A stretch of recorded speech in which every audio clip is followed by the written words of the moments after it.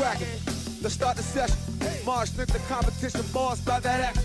You can never debate it. This is actual fact. Leaving A with the flavor. Max telling me, yeah. I'm like, say what? Say what? What's wrong with all my haters? I'm allergic to my haters. Every morning I prepare. Every morning I prepare. Every morning I prepare. Lot of clothes I can wear just like them Oregon players. Yeah, quack, quack, what it do? Rap like it's never taught.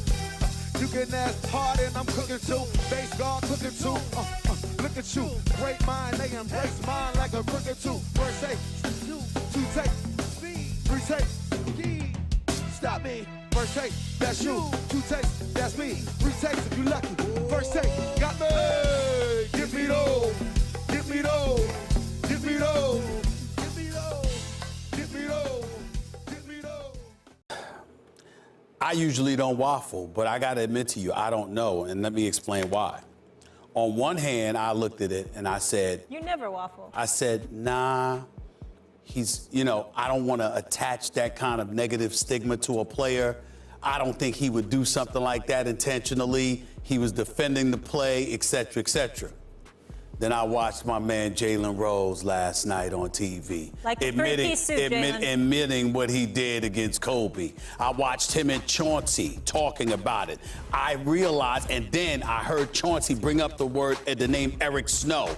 And I remember several people used to complain about that because Eric Snow was a stout defender for the Philadelphia 76ers in the Allen Iverson era, Max. And I thought about all of this stuff, and I watched it about 15 times, and I'm thinking, I rewinded it back, and I'm like, I don't want to attach it to him, but his slit under, I mean, he could have contested it without so conveniently sliding under it. Syrup. You're not waffling. You made a decision. Listen, I'm just saying, what's hard for me. You think it's dirty. What's hard for me is that it's such a dirty play. Yes. Let me finish. It's such a dirty play that I don't want to sit up there without absolute certainty and say somebody did that. Allow me. Sure, go ahead. Allow me. Sure. It was a dirty play, period.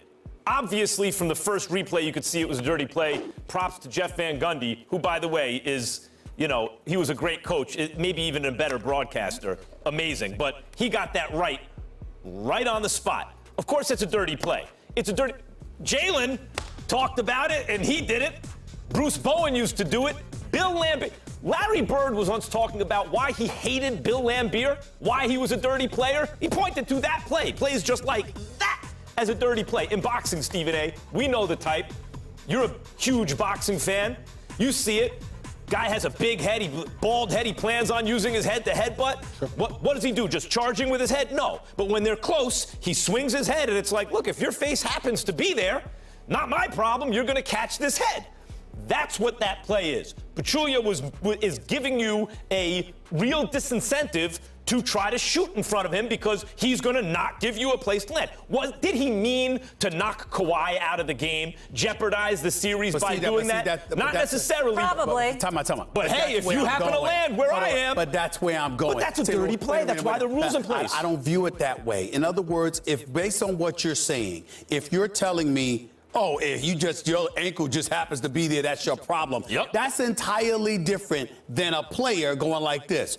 He got hurt last game. He's a bit hobbled. And then I saw him trip into his own player just a few plays earlier, and he's been limping ever since. Let me take him out of here. That's an entirely different... Who says he wasn't thinking that? No, I'm saying those are two separate scenarios. Okay, but here's my point. So you're saying his intention wasn't to take him out, and that's why it's not dirty. I'm saying he just wanted to mess up the shot. All I'm trying to explain is that the reason why I'm waffling is because I'm saying to you, I can't come out and say, yo, that was your intent. I can't do that unless I know. I'm not saying Pachulia was trying to knock him out of the series. To me, then but it ain't I am dirty. saying this. Then it ain't dirty. It is dirty because there's a rule you got to give the offensive player a place to land, specifically because of situations like this. Now, Kawhi had already re-aggravated the injury. He'd already done that. And I felt at the time, watching that game, it's unlikely he finishes this game. I thought that. I was like, they got a big lead.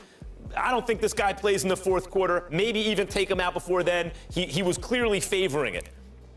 But the reason that rule is in place is for safety. And when you know that guy has that specific injury and you pay no attention to that rule, Well, then we can't sit here and say he wasn't trying to knock him out. That's obviously a benefit to them. That does require not just a level of maliciousness, but also a level of intelligence that I have never attached to Zsa Pachulia. I am sorry. This is foreign to me. Other players, the Bill Lambiers of the world, the others, it might be a bit obvious. I would know that. This is not something that I know about Zsa. Now, let me not underestimate Zsa. There are people he has played against that have talked about his physical nature. Fair enough, but that's all I've ever heard about him. I'm saying to you that... Is Zsa a dirty player? I say yes. I see what he does. He continually, there are plenty of examples in the past, including against Kawhi, where he's tugging on the shoulder, and in fact, Deadspin has this right now and has video of it. Has what's it called? A GIF? A GIF? What's it called? How old am I? I don't know either. Yeah, the point is that this is not a mystery. Is that guy rough and tumble? Yes. Does he walk it right up to the line? Yes. In this case, it crossed the line. And look, I thought the Warriors were going to win the series anyway, but they probably very likely lose that game. And maybe another the way Kawhi was playing. He was the best player on the floor by a lot. They would have lost. They could have had a shot. Why couldn't the Spurs have had a shot? They absolutely, positively would have won yesterday's game if Kawhi had not gone down. There is no question about that in my mind. They would have won. The Spurs would have won that game, 23 at the time that he went down. But I will tell you this, again, that's a basketball play that you see happen all the time, regardless of what... It's dirty every time. Regardless of what Jeff Van Gundy, anybody says, it happens all the time. Where the word dirty comes into the equation, as far as I'm concerned, is what I harken back to what Jalen Rose had to say. You played ball in college, right? Jalen Rose had to say. You played ball in college. Yes. Would you rather, in terms of your future as a basketball player, or just would you rather have someone swing on you on the court or not give you a place to land? Swing on me.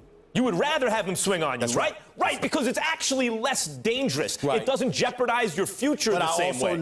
I also know that when you're a marksman, people are lunging out at you to defend your perimeter shot. Yep. And as a result, sometimes they come into you. Matter of fact, all the time, usually. They usually do that. They're just flying by you. They're doing something. But they're coming into you. In his case, he takes that. I've heard the defense of this on Twitter. Everyone's going back and forth. In his case, he takes that extra step, and people are saying, well, it's his momentum. But it's interesting that his momentum carried him very conveniently exactly to where Kawhi would be landing. Again, is it to injure Kawhi?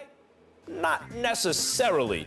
But it is like, okay, if you shoot against me, careful where you come down.